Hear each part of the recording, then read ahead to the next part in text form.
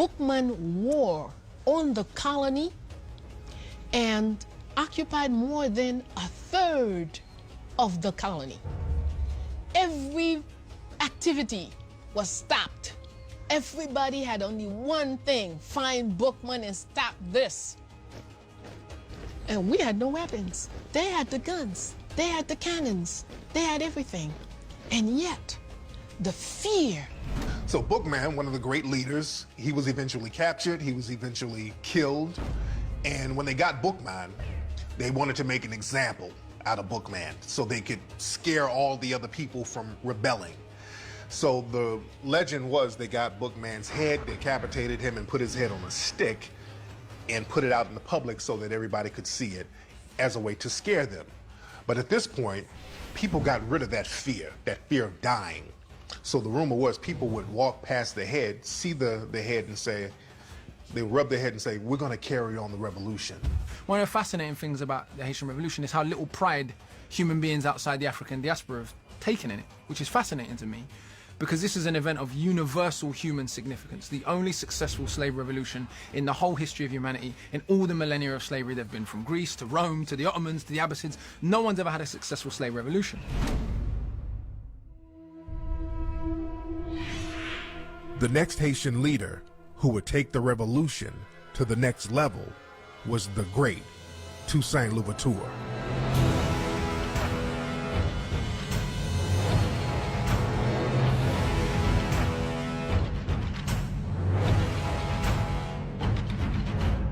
He was raised by a woman from Dahomey. A lot of our people who were born here learned to speak different African languages and got the history of the places that whoever was teaching them came from. Toussaint might not have been from Dahomey, but being that the African woman who adopted him here was from Dahomey, then he's trained and raised as a Dahomean. If you come from Africa, you have a militaristic aspect to your environment. Dahomey, as we know today, Benin, was one of the most warlike culture.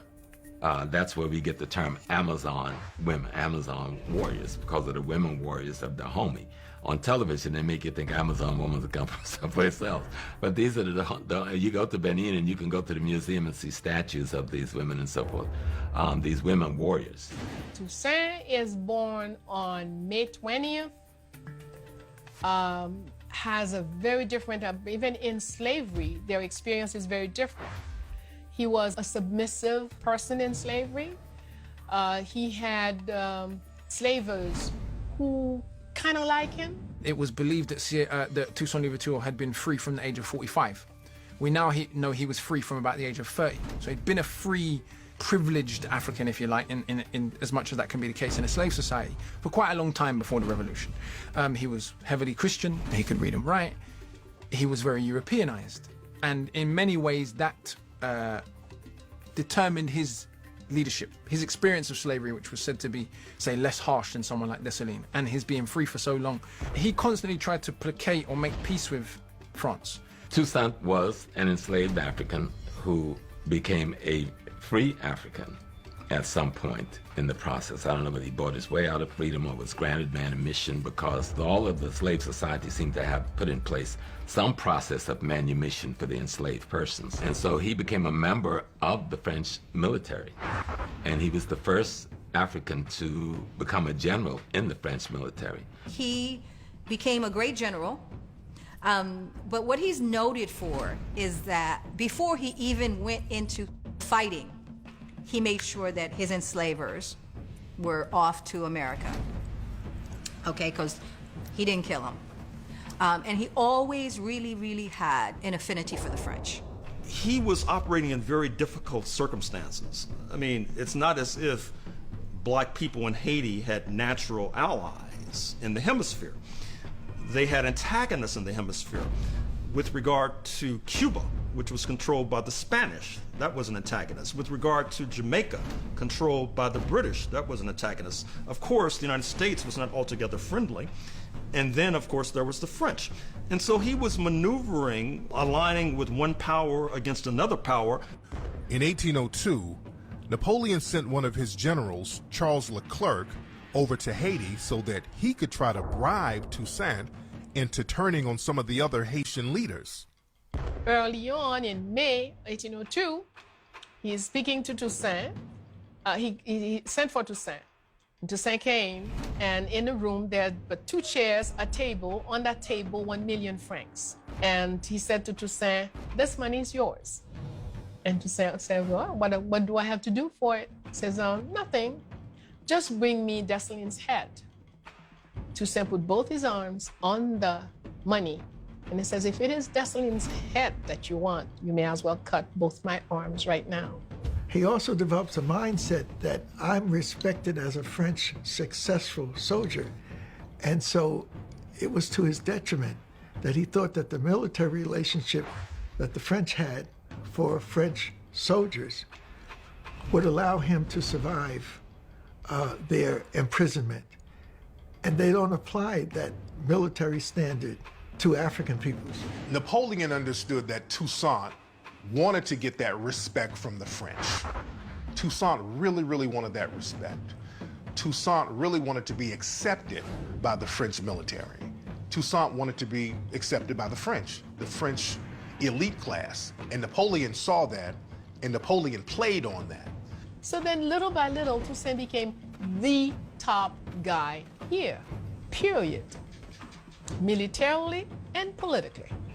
And that's when he's going to do a constitution. He's going to have a constitution written and ban slavery. Of course, that was what brought his demise too. At that point, when Napoleon received the constitution that Toussaint produced here, he is vexed to the last degree and decide that Toussaint must die. So Napoleon wrote letters to Toussaint inviting him to come over to France so they can negotiate, so they can talk. Napoleon stepped to Toussaint like, "We're the same. We're French generals. We're French military men. We're French." And Toussaint fell for that, and when Toussaint went over there, they captured him, put him in jail, and he died in jail. Now, Dessalines would not fall for that trick. He knew how brutal the white supremacists were. And of course, you know the sad story of his end, how he goes thinking that he's going to negotiate with his French antagonists, and they arrest him and bundle him off to Europe, where he dies, and where, of course, he utters the immortal words that his death will not stop the revolutionary process. And in fact, he was correct, because it's carried on. In the course of fighting Leclerc, who was the brother-in-law of Napoleon, who had come down to head one of the armies, Toussaint get captured. I think this is 1803 or 1802, 1803. And then he's taken to France, where he's really starved to death. They said he died of maybe tuberculosis. They starved him to death. And that's when Dessalines assumed the leadership of the army. At this point, the whites, who had now been given a kind of a republican freedom, wants the black folks to go back to the plantation, go back to your status quo. And Dessalines said that's not happening. So Napoleon is known for exclaiming that it wasn't so much the economic adventure. He said we have to stop the forward movement of blacks in the world. Because remember, when he got into Egypt, and Count Volney wrote his book, Ruins of Empires, telling the French and telling the world, the very same people that we are enslaving and at war with in Haiti and Martinique and St. Lucia and Tobago are the very descendants of the people who built the pyramids that we are copying all their work. Sent his brother-in-law Leclerc with the new expedition in February 1802 with a clear mission: capture the 10 black generals, send them to France. And once you do that, you could slaughter the entire population of blacks on the island. Don't worry, Africa still has plenty. We'll go back and get more. Jean-Jacques, at the end of the day, he didn't like the idea of like Toussaint going to France, you know what I mean? It was like, yo, I'm telling you, this is not gonna work out. But in the dungeon though, Toussaint always says something, and they teach us this at a young age. And these are not the exact words, but this is the meaning of it. It's basically, I'm in this dungeon, you could do whatever you want with me, but the seeds already have been planted. Rochambeau was a French military general, famous even by the standards of 18th century slavery for his incredible brutality. So when the French realized they cannot win back the island from these rebellious Africans, they decided to embark on a war of extermination. That was the official command. Just exterminate them and we'll replace them with new Africans. So to that end, Rochambeau was tasked with that extermination. When we think about people being gassed as a form of genocide, the first thing we think about is Nazi Germany. But the first gassing did not happen in Nazi Germany. The first gassing happened in Haiti because the French knew that there was natural sulfur on the island of Haiti. So they got the sulfur. When you burn sulfur, it becomes poisonous. So during the fight, the French put thousands of Africans on ships off the shore, locked them in, and burned the sulfur, and the gases and the fumes killed thousands of people.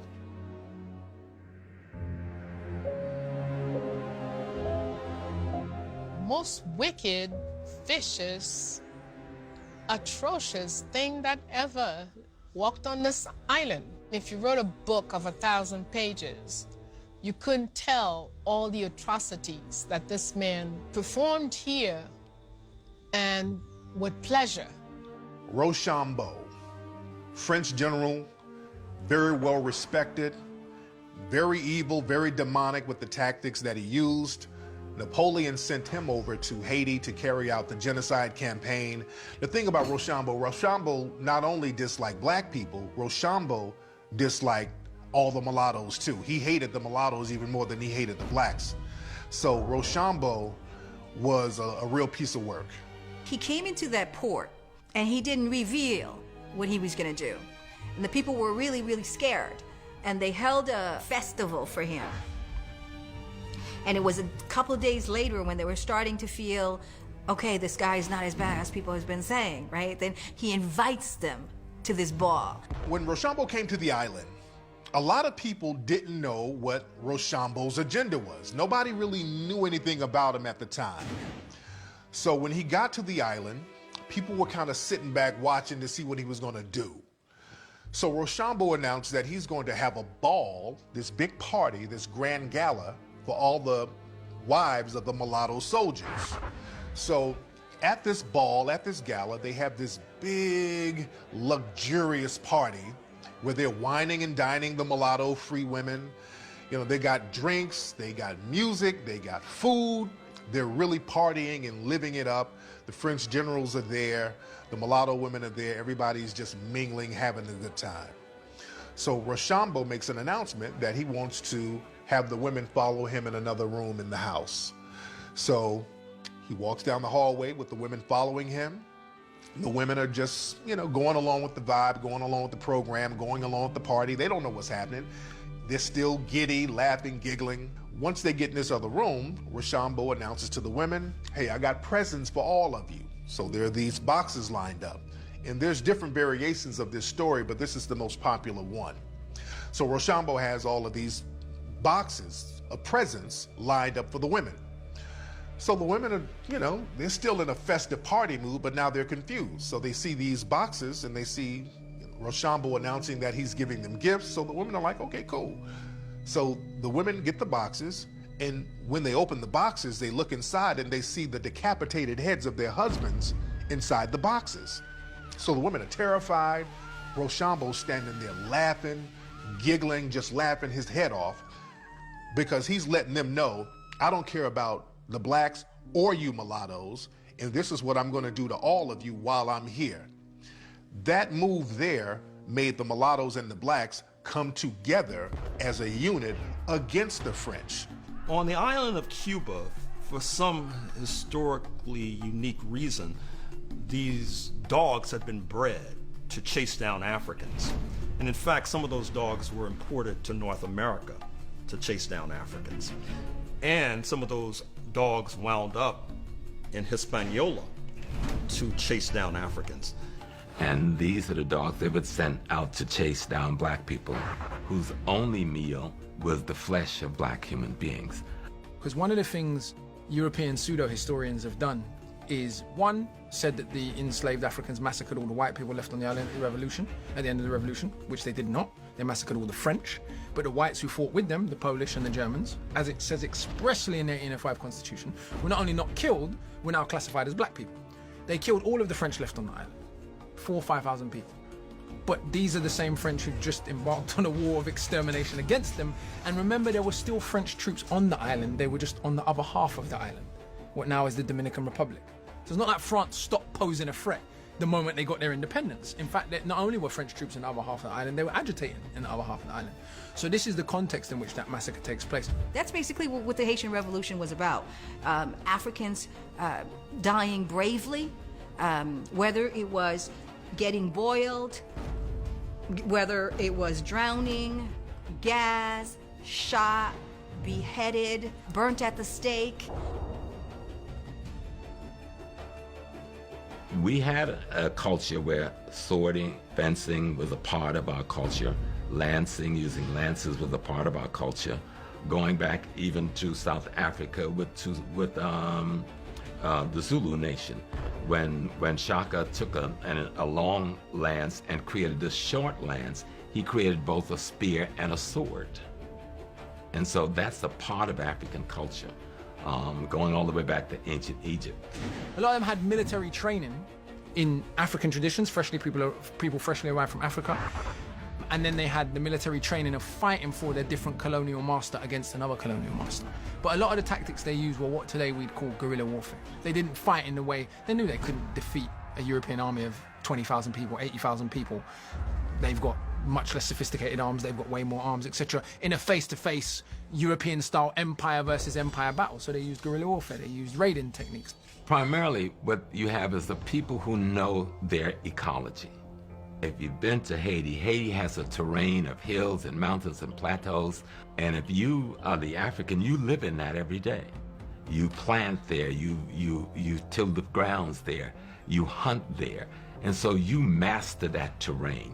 The sisters, in many ways, supplied the force, created the environment for the men to do what needed to be done. Sisters are very important to any revolution. In fact, ain't nobody having a revolution without women. In fact, if you think you're doing that, it's just a fight. It ain't a revolution. Sonny Belair, for instance, when they caught her, her husband was General Charles Belair, right? And he negotiated for her release. And you know, these white settlers, they never, they betray whatever. They have no honor, okay? So when he gave himself up, they took both of them, okay? So that's Sanique Belair and Charles Belair, the general. And so they sentenced her to a beheading because she was a woman, and then they sent him to get shot. And she refused. She said, I will die the honorable way with my husband. They wanted to blindfold her. And she said, no, you don't need to blindfold me because I'm a woman. When they ordered to take her head and put it under, they fought with her and couldn't do it. And in the end, she gave the orders. Soldiers, position. Don't make me wait. Fire! The Haitian leaders understood that it would not be conducive to them to try to get individual gains to the detriment of the collective society. So they were smart enough to understand, I'm not going to try to get little trinkets for myself while everybody else is suffering under this oppressive system. Enough of them understood that, because in any society you're going to have collaborators, but enough of them understood that we cannot collaborate with these white supremacists because it's not going to be beneficial to us collectively. Yeah, the Haitian Revolution, the Africans are given a bad rep. These are people who were enslaved. As far as I'm concerned, if you want to own me and buy and sell my children, I'm well within my rights to do absolutely anything to get free from you. And I think all of us looking back 2 centuries hence can see that. If someone tried to sell your children, what would you do? You'd do anything you could do to stop them selling your children. And any self-respecting human would. Why should it be any different 2 centuries ago?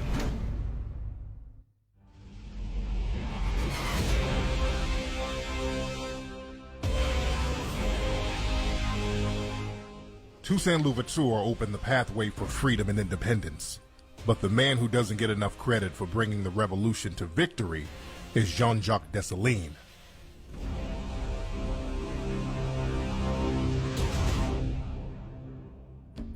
two different characters, two different people who handle things differently, two different spirit, I would say also. Because if we take it in our own worldview, in the Vodun worldview, when you analyze Toussaint, Toussaint is a Legba. Legba is the spirit that comes to open the way and trace the road. When you analyze Dessalines, Dessalines is an Ogu. That's the one who comes to make things happen by any means necessary. But it's also really interesting how people like Jean-Jacques Dessalines become a military genius within the space of 10 or 15 years, with no formal military training in the way that we understand it. And that's one of the inexplicable things. But again, it comes down to human intelligence and the human capacity for genius and desire to be free. Dessalines is definitely not Dahomey. I am certain of it. But it is a Dahomean woman who taught him Yoruba and taught him how to fight, how to do his Tantoya, who raised him. And not just any woman, it was a military woman, because Dahomey had two armies, a female army and a male army. And this woman was an officer in the female army of Dahomey when she was captured and brought into slavery. So she went right into work to raise some of the young ones that she, in a certain way, adopted. And Dessalines seemed to have been her prized. Tantoya is significant because she taught the greatest hero to ever live how to do hand-to-hand combat when he was a teenager, how to shoot. She taught him everything he knew, because he was enslaved. But she had come from a warrior background. I don't recall seeing anywhere where Toussaint was beaten, whereas Dessalines was constant. His entire back was whooped with scars that healed and hurt again and healed, and huge big blobs of scars all over his back.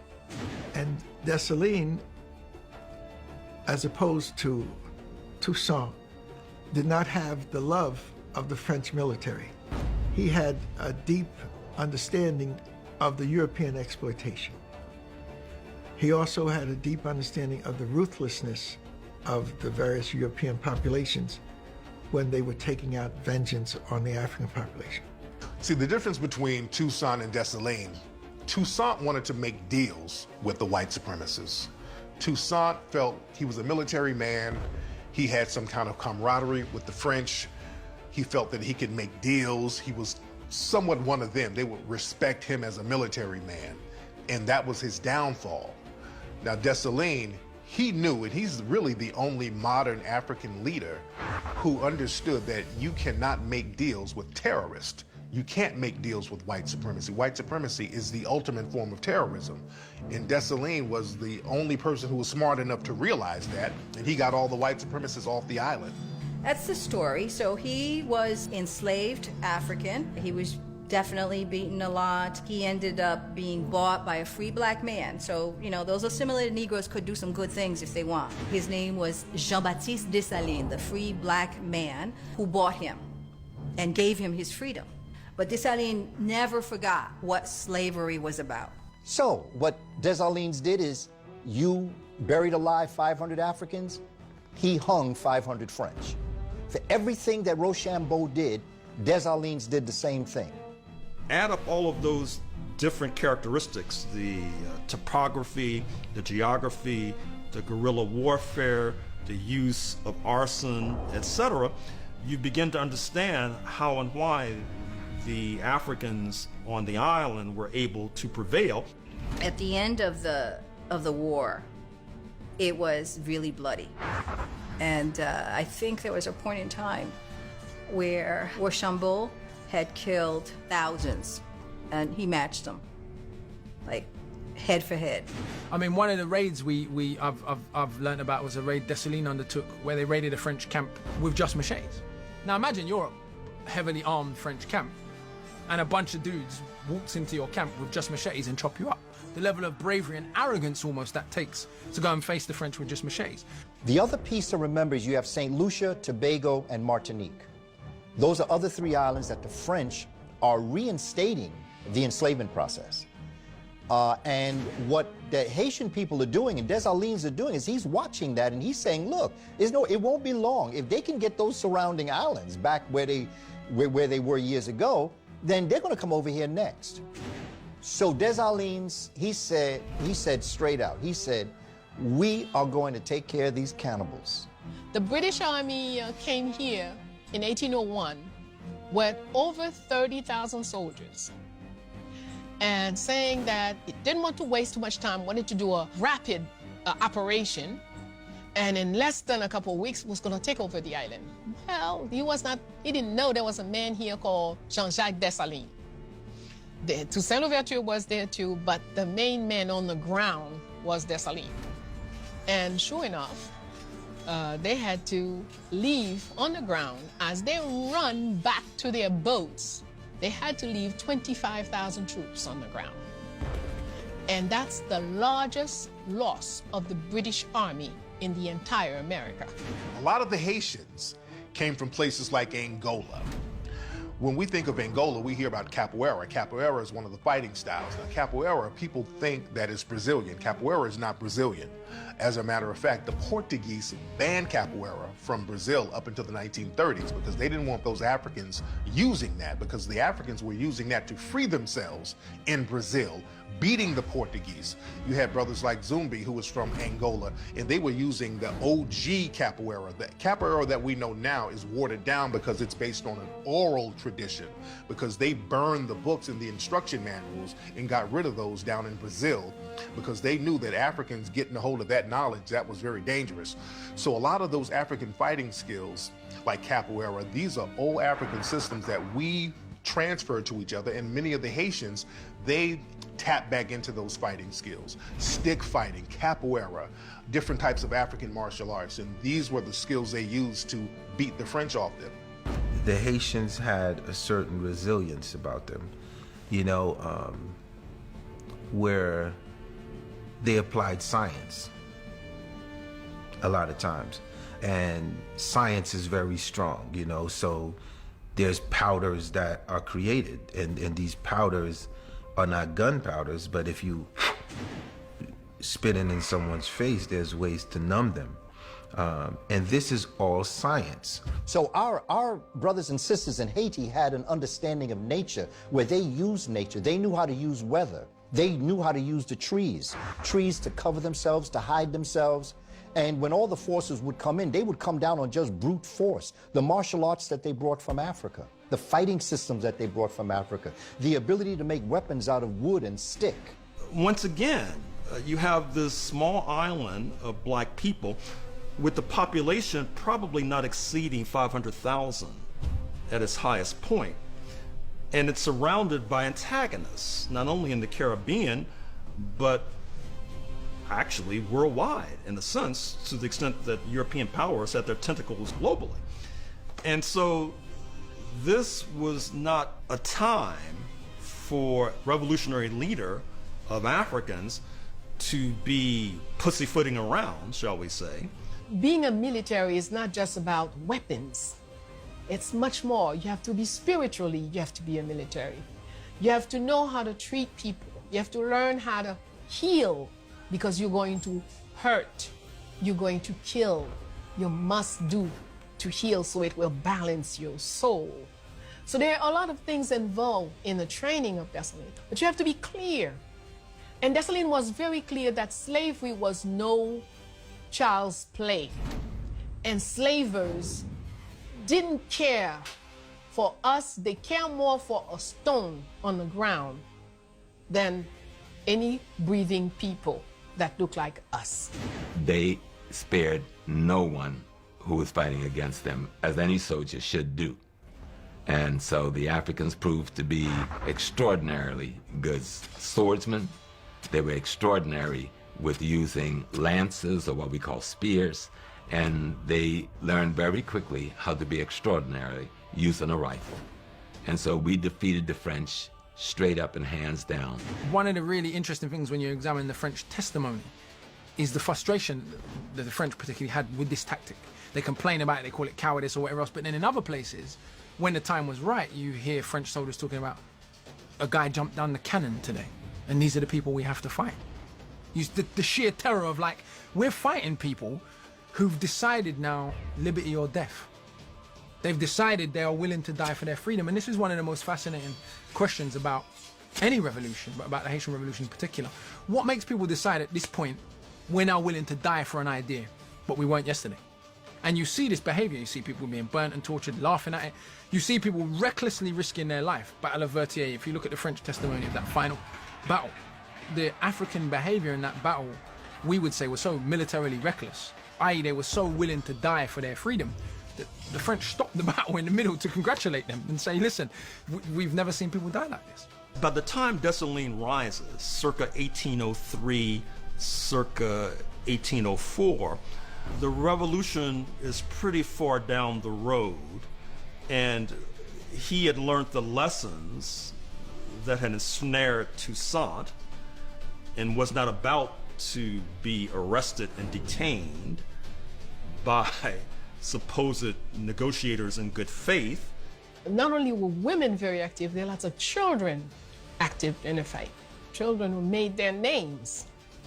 And, you know, as looking out for, climbing on top of trees to look out for what's happening and alerting. Most Africans who was fighting in Haiti were like first, at most second generation from Africa. So they still had the African martial arts skills as a part of their repertoire in terms of fighting. And then, of course, there are other kinds of tactics. Arson was very successful. Of course, arson was very successfully used by the enslaved Africans in North America as well. That was one of the major tools in our toolkit right here in North America. And at a certain point, the European colonizers had to make a judgment as to whether or not it was worthwhile to continue to endure losses, that is to say, deaths, in trying to subdue these revolutionaries, when it's not clear that even if you did triumph, you would inherit a charred and burned landscape. Bonaparte sends this huge armada, thinking, we're gonna get rid of these people, right? But they try to use ruse. That's the other thing. The Haitians really knew how to use ruse, right? They would do all kinds of things like keep changing their clothes and going around to make as if they had more people than they had, stuff like that. Or, you know, the Europeans loved, you know, sleeping with black women or whatever. They never thought that these black women would go back and tell the African warriors what was going on. They used everything that was in their hands. Napoleon's campaign against the Haitians, it was a racial agenda. Napoleon specifically stated that he did not want a black republic. We cannot have a black republic. This thing was completely racial. French writers, a lot of French writers were like, there must be some white person behind this. It's the abolitionists' fault. It's this person's fault. It's those guys who stirred up something else. There was this constant blaming of so-called white agitators. Dessalines Toussaint, they didn't kill every white person on the island. That's a misconception. We were in war, and we were slaves. And within this slave, we had to fight for our independence. And in this process, you still had certain whites that were with the Haitians. And so they create this model constitution, but they apply it to the circumstance of Haiti. So they say, no plantations can exist. No white folks can own land. But they realize that all white folks are not the same, and so they have a special compensation for Polish white folks who joined their revolution and helped them to defeat the French. At the end of the war, once the victory against France had happened, what Dessalines said to them, that because of the horrific genocide you've meted out against my people, you've got to go. You can't stay. He accepted their surrender. 7,000 of them surrendered and was pulled out of the country and went back home. The officers under Rochambeau and the others, who he got a ship for them, fully equipped the ship, and let them go home free. But his request was, all of you go home, okay? Can't stay here. The only people that can stay is the Italians and the Polish who fought with us and the Germans who did not lift any arms against us. after trying everything and couldn't get off the island. So then he had to come in front of Dessalines.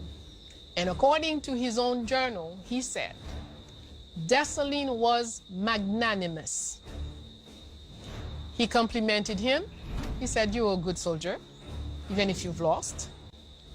They're supposed to give their sword to the winner.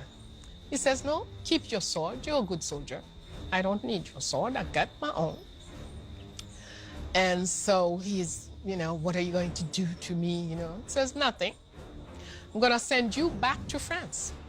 And your task will be to let them know never to set foot on this island again. What's really significant about this, Salim, is that Rochambeau told everybody, I'm going to get that Negro. I'm going to do all kinds of heinous things to him. But when the Haitians won at Vertières on November 18th, 1803, he didn't kill Rochambeau. He let him go. And I think that's really significant.